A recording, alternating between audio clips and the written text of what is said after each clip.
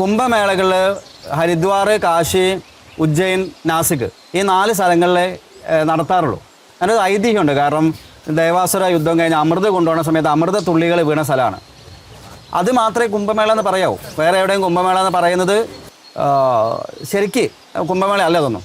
പക്ഷേ കേരളത്തെ സംബന്ധിച്ച് കാശി, നമ്മളെ ദക്ഷിണ കാശി എന്നാണ് ഭാരതപ്പുഴ അറിയപ്പെടുന്നത്. അവിടെ ഈ കുംഭമേളകൾ നടക്കുമ്പം വലിയ സന്യാസിമാരെ സംഘമുണ്ടാവുകയും അവിടെ ജ്ഞാനസഭ ഉണ്ടാവുകയൊക്കെ ചെയ്യും. അതിന് തത്തുല്യമായ ഒരു പദ്ധതിയായിരുന്നു ഇവിടുത്തെ മഹാമാഘ മഹോത്സവം.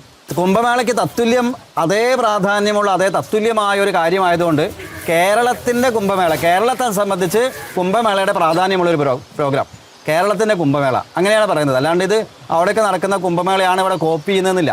അതൊരുപാട് വ്യത്യാസമുണ്ട്. കോമൺ ആയിട്ട് കുറേ കാര്യങ്ങൾ, സന്യാസിമാർ വരുന്നു, സ്നാനഘട്ടങ്ങളിൽ സ്നാനം ചെയ്യുന്നു, പുണ്യ സമയത്ത് മുഹൂർത്തങ്ങളിൽ സ്നാനം ചെയ്യുന്നു, എല്ലാ ഗുരുപരമ്പരകളും വരുന്നു, യതിപൂജ നടക്കുന്നു. അപ്പം ഈ കുംഭമേള സ്ഥലങ്ങളിൽ നടക്കുന്ന ഒരുവിധം എല്ലാ പ്രോഗ്രാമും ഇവിടെ നടക്കുന്നുണ്ട്.